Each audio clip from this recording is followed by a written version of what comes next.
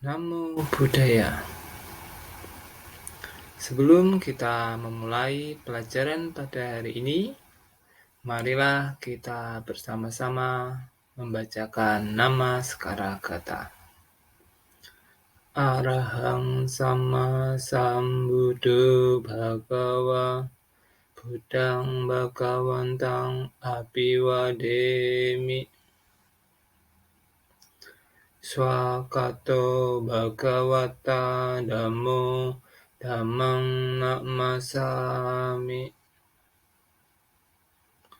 Supatipanno Bhagavato Sawaka Sangho Sanghang Namami.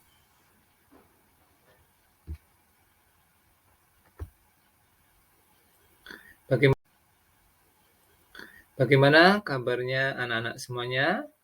Bapak berharap dalam keadaan sehat dan berbahagia. Pada kesempatan yang berbahagia ini, kita akan belajar tentang pelajaran 1, yaitu bertemu dengan Raja Bimbisara. Ada yang tahu Raja Bimbisara itu siapa? Raja Bimbisara ini adalah raja yang sangat bijaksana yang berasal dari kerajaan Magadha. Nah, biasanya kalau dia di sekolah minggu juga sering menyanyikan lagu Bimbisara ini. Nah, apa tujuan pembelajaran yang akan kita pelajari pada kesempatan hari ini? Yang pertama, setelah anak-anak mengikuti serangkaian pembelajaran pada hari ini, anak-anak bisa menyebutkan tempat pertapa Siddhartha berdiam selama 7 hari. Kemudian yang kedua, menjelaskan Pangeran Siddhartha bertemu dengan Raja Bimbisara. Kemudian yang ketiga, menyebutkan nama kerajaan Raja Bimbisara. Dan yang keempat adalah menjelaskan permohonan Raja Bimbisara kepada pertapa Siddhartha setelah mencapai penerangan sempurna. Jadi itu adalah 4 tujuan pembelajaran yang nantinya kita akan pelajari dalam materi bertemu dengan Raja Bimbisara. Nah, anak-anak, ada yang tahu ini gambar tentang apa? Ya, benar sekali. Di sini adalah gambar di mana Raja Bimbisara bertemu dengan pertapa Siddhartha. Nah, anak-anak bisa mengamati. Di sini adalah bagaimana Raja Bimbisara bertemu dengan pertapa Siddhartha.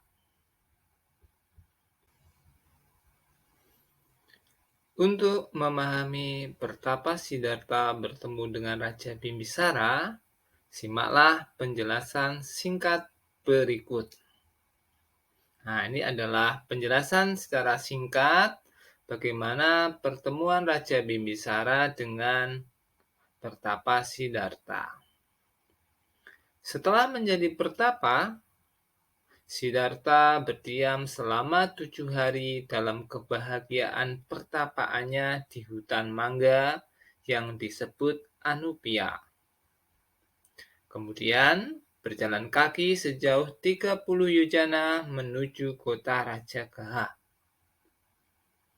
7 hari sebelum pertapa Siddhartha memasuki kota Rajagaha untuk mengumpulkan dana makanan, melewati sebuah festival sedang dirayakan. Nah, ini adalah asal mulanya di mana pertapa Siddhartha berdiam selama 7 hari itu di hutan mangga. Nah, ini juga termasuk wilayah dari kerajaan dari Raja Bimbisara.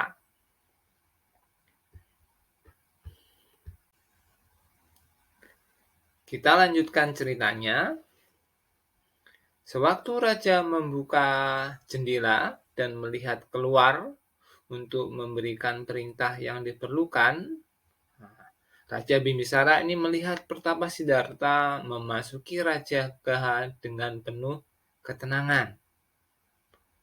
Melihat penampilannya yang anggun, para penduduk Raja Gaha menjadi sangat gembira dan terjadi kegemparan di seluruh kota, seperti ketika Gajah Nalagiri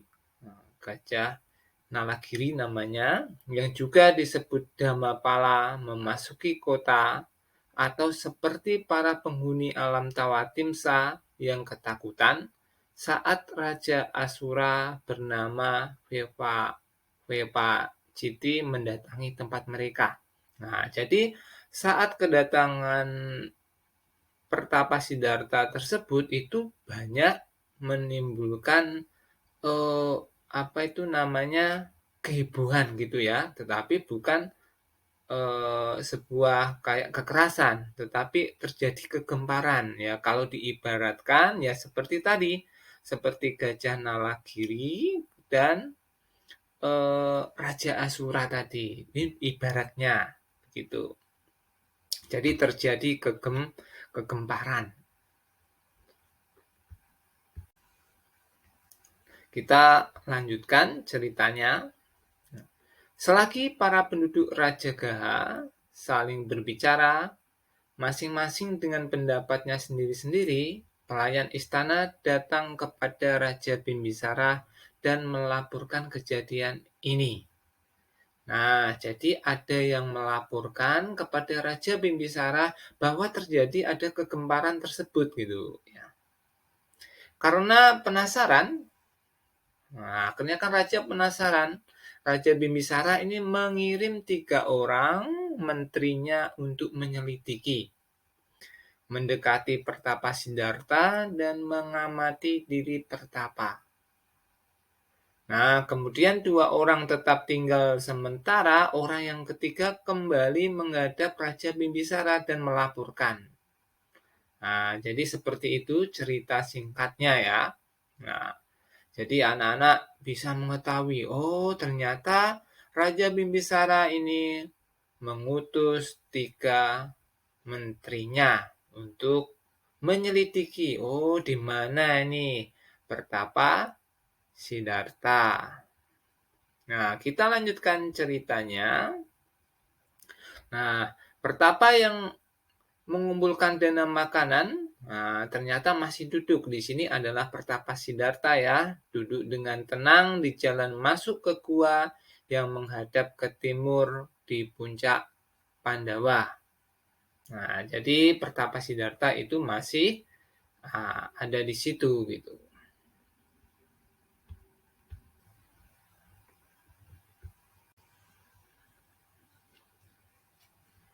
Mendengar hal itu, raja tergopoh-gopoh pergi. Tergopoh-gopoh itu kayak mungkin tergesa-gesa ya seperti itu. Nah, pergi setelah diberitahu itu langsung pergi dengan mengendarai kereta mewah, maksudnya kereta mewah dari Raja Bimbisara menuju tempat Pertapa Siddhartha di puncak Gunung Pandawa. Sejauh yang dapat dilewati oleh kereta itu. Nah, karena keretanya itu sudah tidak bisa muat ya jalannya, kemudian raja meninggalkan kereta dan melanjutkan dengan berjalan kaki. Ketika ia sudah berada di dekat Pertapa Siddhartha, ia duduk di atas sebuah batu yang sejuk setelah meminta izin dari Pertapa dan merasa terkesan oleh sikap Pertapa Siddhartha. Nah, setelah diberitahu oleh menterinya tadi, nah, Raja Bimbisara ini langsung menuju ke, ke puncak Gunung Pandawa untuk menemui Pertapa Siddhartha. Nah, kemudian Raja Bimbisara ini berkata, "Teman, engkau masih berusia muda. Engkau juga memiliki karakteristik baik dan jasmani yang tampan. Ya, jadi Pertapa Siddhartha ini ya tampan ya, tampan, kemudian mempunyai karakter yang baik atau sikap yang baik. Aku rasa engkau pasti berasal dari kasta tinggi, kesatria murni. Aku akan menawarkan kebahagiaan istana dan kekayaan. Nah, jadi Raja Bimbisara ini menawarkan kebahagiaan istana dan kekayaannya. Nah, ini ditawarkan kepada Pertapa Siddhartha. Apapun yang engkau inginkan di dua negara Anga dan Magadha yang adalah wilayah kekuasaanku, nah, jadilah raja dan memerintahlah. Nah, jadi Raja Bimbisara ini mengharapkan atau menginginkan Pertapa Siddhartha ini ingin menjadi raja di sana. Ya. Kemudian Raja Bimbisara bertanya, ya, bagaimana silsilah atau keturunan gitu ya, silsilah itu keturunan dari Pertapa Siddhartha. Nah, jadi nanti Raja Bimbisara ini bertanya kepada Pertapa Siddhartha tentang silsilahnya. Mungkin ada yang tahu Pertapa Siddhartha. Nah, kalau ada yang belum tahu, kita simak lanjut lagi ceritanya ya. Ya. Pertapa Siddhartha memberitahu Raja Bimbisara bahwa beliau berasal dari keturunan Sakya. Nah, artinya ini berasal dari suku Sakya dan telah memutuskan untuk menjadi pertapa. Bahwa beliau tidak tertarik dengan semua kenikmatan materi setelah menjadi pertapa dengan tujuan untuk mencapai nibbana. Nah, jadi Pertapa Siddhartha ini sudah tidak tertarik lagi tentang kekayaan-kekayaan yang seperti ditawarkan oleh Raja Bimbisara. Karena dulunya juga Pertapa Siddhartha ini adalah seorang anak raja. Ya, jadi ingin menjadi pertapa dan ingin mencapai nibbana. Nah, jadi kita lanjutkan ceritanya. Beliau di sini adalah Pertapa Siddhartha, akan mengasingkan diri ke dalam hutan dan mempraktekkan Dukkaracarya agar dapat lebih cepat mencapai nibbana. Ya, Dukkaracarya itu adalah praktek pertapaan dengan cara menyiksa diri gitu. Nah, jadi praktek bertapa dengan cara menyiksa diri. Inilah nanti yang akan dilakukan oleh Pertapa Siddhartha untuk mencapai nibbana.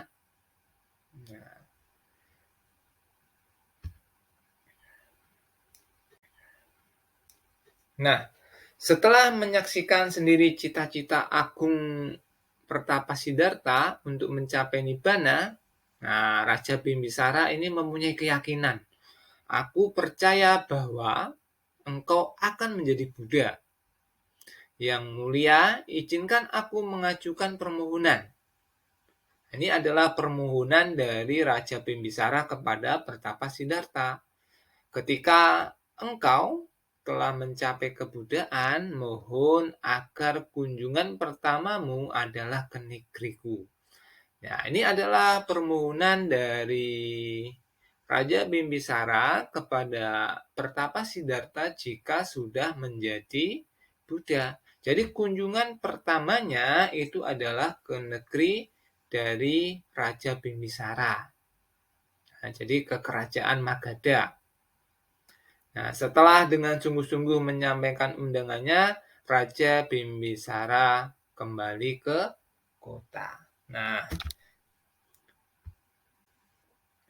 anak-anak semua, nah itu adalah cerita singkat dari pertemuan dari Raja Bimbisara dengan Pertapa Siddhartha.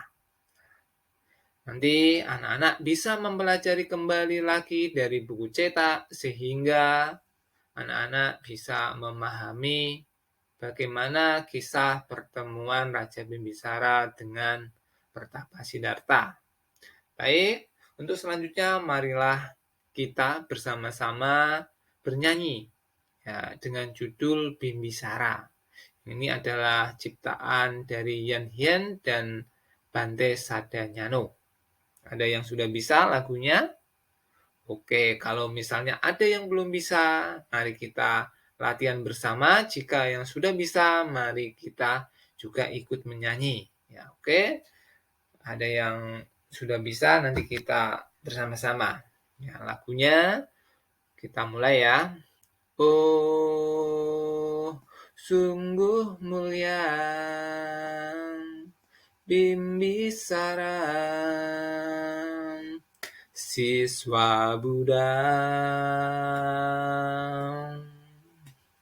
Raja Magadha yang terkenal bijaksana, suka berdana pada Sang Mulia, menolong siapa saja, dicintai seluruh rakyat negerinya, hingga di akhir hayatnya. Oke, lagu dari Bimbisara. Oke ya, lagunya sangat menarik ya, sangat menyenangkan. Jadi Raja Bimbisara ini mengingatkan kita bahwa raja yang sangat suka sekali berdana. Karena apa? Nah, Raja Bimbisara ini adalah penyokong. Penyokong itu adalah yang mendukung atau yang mensupport gitu ya. Nah, untuk kehidupan dari nanti saat sudah mencapai penerangan sempurna. Akhirnya Raja Bimbisara itu istilahnya banyak mendorong atau menyokong baik dari makanan, kemudian membangun wihara. Nah, itu adalah hal-hal baik yang perlu kita contoh dari Raja Bimbisara ini adalah sangat suka berdana. Nah, anak-anak suka berdana nggak? Nah, saya rasa kalau anak Buddhis ini sangat suka untuk berdana ya. Bisa, nggak cuma materi saja, bisa berdana waktu, bisa berdana tenaga, ataupun berdana yang lain. Sesuai dengan kemampuan yang kita miliki. Nah, setelah kita belajar dan juga sudah bernyanyi, nah di sini ada beberapa soal, ada 5 soal yang nanti anak-anak bisa kerjakan sesuai dengan penjelasan yang ada di buku cetak maupun penjelasan dari Bapak atau penjelasan dari video ini.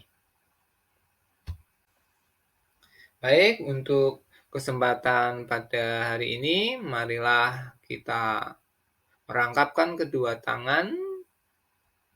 Marilah kita tutup kegiatan pembelajaran hari ini dengan membacakan nama Skara Gata.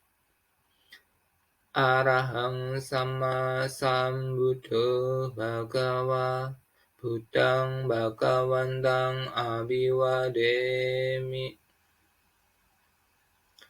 Swakato bhagavata dhammo dhammang namasami.